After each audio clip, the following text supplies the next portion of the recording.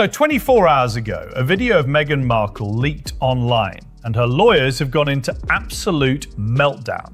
I'm talking emergency calls, cease and desist letters flying to every platform, full panic mode. The footage shows her on a luxury yacht in summer 2016, months before she met Harry. Why do you think Meghan Markle hasn't sued anyone in regard to her yacht girl and porn videos exposés? You need to know who you're going to sue before you decide you're going to sue someone. Expose her relationship with Prince Andrew, her sexual relationship with Prince Andrew. The Yacht Girl. The Yacht Girl storyline. The Yacht Girl storyline. This is quite hot. Meghan Markle, as previously having been a quote yacht girl, there have been more revelations going viral from the past. There at all, or before she reached the restricted age of consent of 18 years. Restricted if with an older man, but much younger if both parties are of a similar age. Right, let's talk about yacht girls. And I don't mean women who enjoy sailing. In Hollywood, yachting is code for something very specific. Meghan Markle finally being exposed as an alleged yacht girl by a dude called John Lefevre. Now, if I've mispronounced his last name, I do apologise.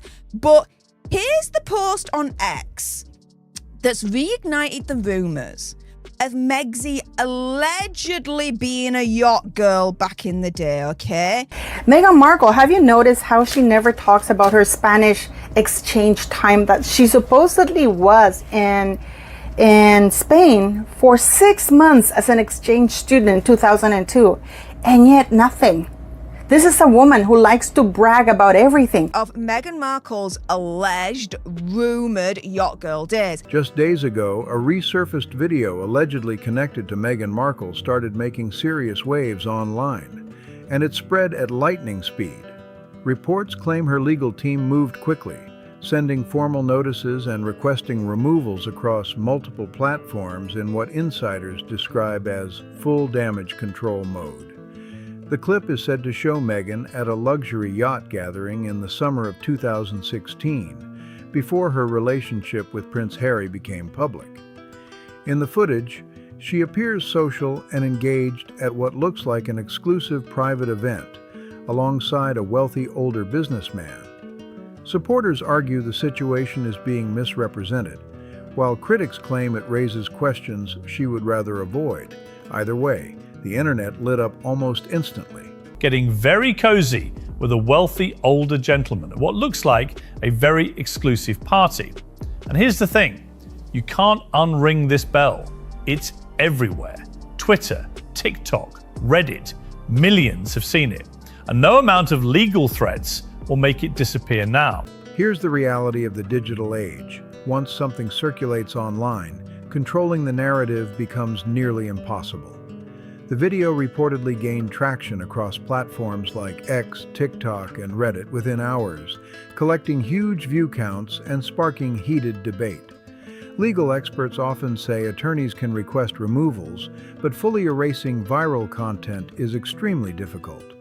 Now speculation is running wild, with people asking what exactly is shown in the clip, why the legal response appeared so swift, and whether the situation challenges the public image she has carefully built over the years. Opinions are split right down the middle, and the conversation keeps getting louder. The Center View on Twitter tweets, former CIA covert operations officer Mike Baker, full disclosure, I do think Harry is a wanker. Joe Rogan, well, he seems to be. It's like, I guess he has, look at his body language, the body language of a wanker. They also discuss Meghan Markle's days as a yacht girl. And of course, this is all allegedly, as some person says that I'm going to talk about him in a while. Adding fuel to the online chatter is the phrase yacht girls, a controversial term frequently used in gossip forums. It's often tied to unverified rumors about influencers or models attending luxury yacht events hosted by wealthy elites. these claims remain largely speculative and unproven. Online discussions frequently reference locations like Monaco or Dubai, alleging that private invite-only gatherings sometimes include paid appearances. Reported figures range anywhere from £20,000 to £100,000 just to attend, though it's important to note that such numbers are based on online claims, not confirmed evidence. Again, there are no confirmed records proving any of these online claims, just repeated allegations that circulate through commentary channels and social media threads. Commentators often point out that many public figures have been rumored, but not proven, to attend exclusive gatherings, with the same names resurfacing again and again in online discussions. Now, I would say Megzy is allegedly a yacht girl. There are rumours that she was a yacht girl in the past, not proven. Do your own research, come to your own conclusions. I've got to be very, very clear on that, right, guys? As you can appreciate, he's coming out and just saying it, that she is one. He then says she's one missed DM and a diamond necklace away. It becomes a cycle, speculation repeated so often that it starts sounding like fact, even when it isn't. One theory pushed in certain gossip spaces suggests that some rising entertainers move through elite social circles while building their careers. Supporters of that view say it's simply part of networking at high levels. Others strongly reject the idea and call it exaggerated storytelling. This is where online investigators begin lining up timelines and financial estimates, trying to connect dots that may or may not belong together. Between 2011 and 2017, Suits helped raise Meghan Markle's profile. Reports estimated she earned around $50,000 per episode, roughly $450,000 per year before taxes and expenses. While that's a solid income, critics online questioned whether it matched the lifestyle shown on her social media during 2014 to 2016. Frequent international travel, luxury hotels, designer outfits, and premium flights. Supporters argue brand partnerships, sponsorships, and personal connections can significantly expand opportunities. Now here's where Meghan's story gets interesting. From 2011 to 2017, she's on Suits, making maybe $50,000 per episode. That's roughly $450,000 a year before taxes and agent fees. Decent money, but this is Los Angeles. Yet scroll through her Instagram from 2014 to 2016, and she's living like she's making millions. Constant international trips, Ibiza, Turkey, Italy, Malta, 5-star hotels, designer clothes everywhere, Givenchy, Burberry, Dior, flying business class constantly. The math doesn't work. Critics respond with one word: prove it, and the online debate only intensifies. Another name often mentioned in discussions is Soho House, the private club known for bringing together creatives, executives, and entrepreneurs. Meghan was photographed there multiple times alongside executive Marcus Anderson, attending events and traveling within similar social circles. Online threads speculate he helped introduce her to influential networks, while others say that's simply what professional networking looks like in elite environments. Businessman Ron Burkle is another name that appears in online conversations due to investment ties connected to Soho House and luxury properties. Some internet users suggest deeper entertainment connections, though no verified evidence of wrongdoing has been presented. That distinction matters. Then comes July 2016, when Meghan meets Prince Harry through what was described publicly as a mutual friend linked to Soho House circles. And from there, everything changes. Critics argue the explanation sounds a little too neat. Supporters respond that this is simply how high-level social circles operate. Introductions happen through shared networks all the time. Evidence has resurfaced of Meg's alleged yacht girl dates. Now, this is allegedly a screenshot back in 2016 of an Adam Howe saying at Meghan Markle, because that was her Twitter handle back in the day, saying, "Meghan, any chance you'd be in the market looking to join my friends and I booked for Yacht Week 35, 25th of the 8th to 3rd at 9th in Croatia." And then he says, "I get it, you're busy with life. I'll let you take your time on your decision." The debate over that origin story hasn't cooled off, and both sides are still digging in. Now, about the video itself. The footage is shaky, filmed from a distance across a yacht deck. Music is blasting, drinks are flowing, guests are laughing, and the party atmosphere is obvious. In the center of the frame stands a woman many online viewers claim resembles Meghan Markle. Her legal representatives maintain it's a case of mistaken identity. That's their official position. But online commentators aren't backing down. Internet users began analyzing every visible detail. Some pointed to a gold Cartier love bracelet on the woman's wrist, similar to jewelry Meghan has worn publicly. Others compared hairstyle, posture, and overall appearance using side-by-side screenshots.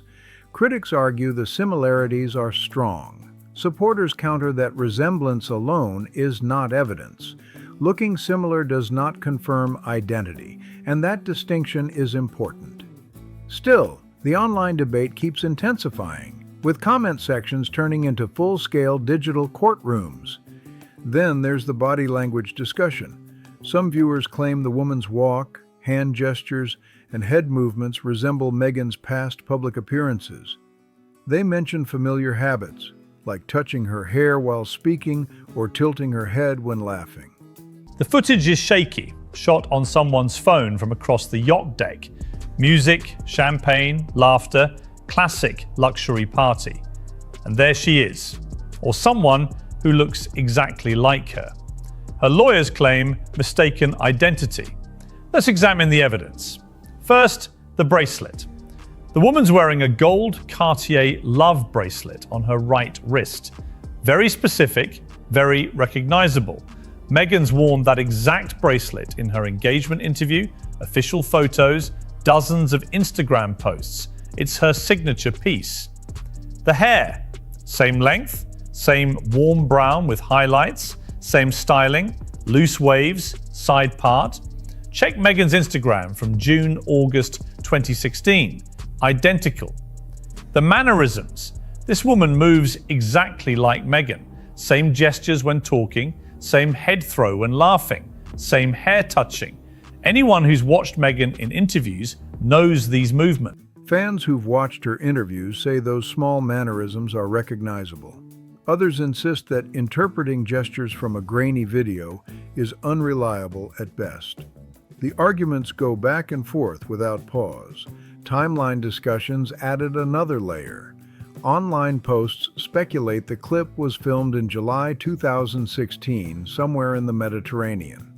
Around that same period, Meghan's public social media showed travel in parts of Europe, including areas like Malta and Italy, destinations known for luxury coastal events. Commenters quickly began connecting dates and locations, though no verified link has been confirmed. The speed of these online connections has been intense. The moment drawing the strongest reaction is a dance scene. In the footage, the woman appears dancing closely with an older, well-dressed man at the event. Observers note designer clothing, an expensive watch, and what they describe as confident body language. Critics say the interaction looks familiar and relaxed. Supporters argue that dancing at a social gathering doesn't prove anything beyond attendance at a party. Context matters. As for the man's identity, speculation is everywhere. Online threads toss out guesses: business executive, yacht owner, private investor. But no confirmed identity has been verified. Supporters strongly push back, saying people are building dramatic narratives around a blurry clip. Now, Marcus started off at Soho House, London as a waiter, and he worked his way up. Now, this is an astounding story in itself. He worked his way up to global membership director. and he was a global membership director when he first met Meghan. Now, his job was to go to a new city wherever they were opening up a new Soho house, and his job was to find the best and the brightest of that city to invite to the founding members party. And they didn't just invite anybody. To be a founding member, you really had to be somebody in the social scene of the city where they were opening up. Critics continue raising questions, pointing out that Prince Harry met Meghan only months after the video was allegedly recorded. And with that timeline in mind, the online conversation shows no sign of slowing down. Critics argue, without verified proof, that her public image at the time focused on being a working actress under pressure, and they question why elite social circles were never highlighted. There's no confirmed evidence behind that claim. It remains opinion, not documented fact. Still, online debate is pouring serious heat on the situation. The backlash grows louder when some commentators contrast her advocacy on mental health with broader economic struggles faced by others. Their argument centers on privilege shaping perception. Mental health professionals, however, consistently stress that emotional distress isn't measured by income. That nuance often gets lost in fast-moving viral discussions. Questions about messaging also surface. Some critics ask how women's empowerment aligns with rumors tied to exclusive party culture. Supporters counter firmly, networking and attending private events do not equal misconduct. Meghan has always had this very, very strange fascination with Soho House, very much this weird obsession with. Back in her early days, she was totally reliant on Soho House to pay for her travel, to pay for her accommodation. One phrase keeps circulating: using connections isn't the same as exploiting people. That line alone has sparked intense back and forth online. Privacy remains another flashpoint. Detractors claim she sought visibility early in her career, then requested boundaries later. Supporters respond that professional exposure and personal safety are not contradictions. Both can coexist. As for official responses, some call it silence. Media analysts suggest legal teams often avoid amplifying unverified clips. In certain cases, saying nothing is the strategy, and that approach is now under the spotlight. Some analysts say trying too hard to remove viral content can actually amplify it, a dynamic often called the Streisand effect. The idea is straightforward. The more aggressively something is suppressed online, the more curious people become. She's a champion of women's rights, but allegedly used her looks to extract money from wealthy men? How's that empowering? How's that feminist? She complains about media objectification, but allegedly objectified herself for profit on yachts. She wants privacy, but spent years cultivating fame, networking obsessively, trying to get noticed. Now that she's famous, she wants everyone away? You can't have both. And the double standard kills me. Commentators also note that major legal action can trigger deeper processes like sworn testimony, document reviews, and extended scrutiny. That's a general observation, not proof of anything specific. But the theory is spreading fast across commentary channels and discussion threads. Meanwhile, social platforms are buzzing. Reaction clips, slowed-down footage, and frame-by-frame breakdowns are circulating at high speed. Massive threads debate identity, context, and intent. Some longtime supporters caution against rushing to judgment. Others argue that if the person in the video were ever confirmed, reasonable questions would follow. The divide is sharp and getting sharper. A few online voices have tried linking the timing to Prince Harry's past comments about media pressure. Some frame it as unfortunate timing, others spin broader theories about private conversations. But Meghan Markle, she started yachting since 2001, at the very least, the first yachting trip she did. And she did many to Thailand, Saudi Arabia. She was, doing the Mediterranean quite a lot. So when people say that she knew Andrew, yeah, but not through Jeffrey. I was kind of told that her first encounter was not through Jeffrey E., although Jeffrey E. is incredibly close to Johan Eliash. So apparently she got introduced through her sorority yachting days, and she was wild, willing, and ready for anything. Because Meghan Markle was desperate. Remember in 2001, she also did, was it that soap opera, the one-liner?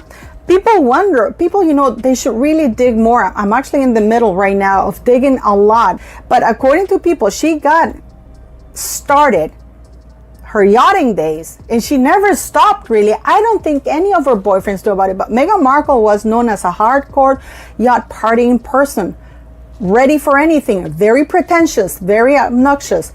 But it wasn't through Jeffrey or Soho House where she started. Apparently it was her sorority, and she was nasty. Apparently those things also about the glue on the eyelids of the lady, apparently that's true too. It's important to be clear. Those are assumptions, not verified facts. Claims suggesting he knew everything or he knew nothing remain speculation without evidence.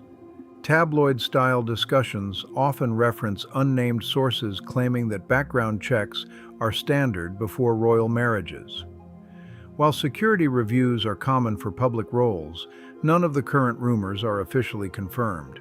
Reports over the years have described tension within royal circles, but the full reasons remain disputed and largely private. The best that we can come up with here is that, Jolo may have had a history of dating yacht girls. And Megsy could have allegedly been one of them, as John alleges right here. And this isn't the first time that Megsy is actually being accused of allegedly being a yacht girl. Because here's an allegation that was made all the way back in 2021. Online storytellers may connect dots dramatically, but dramatic doesn't always mean documented. Now attention is shifting toward upcoming public appearances tied to sports and charitable events. Critics predict uncomfortable media questions if online noise continues.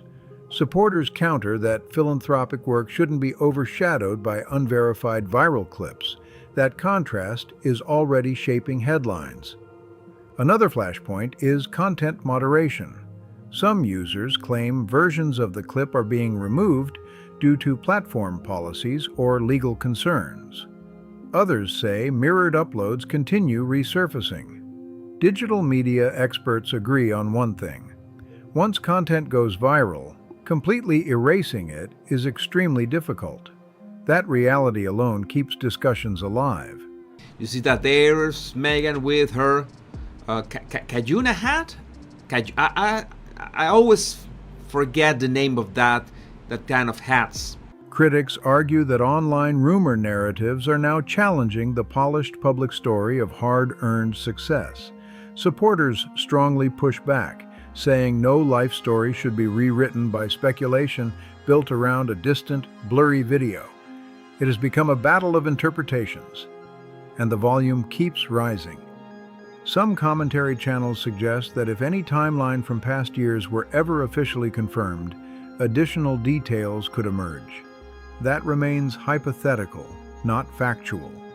Others direct commentary toward Prince Harry himself, urging caution or reflection. Opposing voices argue that outsiders lack full context and should avoid judging private matters. The emotional split is undeniable. One thing stands out. This conversation isn't fading quietly. Debate channels frame it as a potential turning point. Defenders describe it as another wave of online pile-on driven by assumptions. Either way, attention is high and opinions are loud.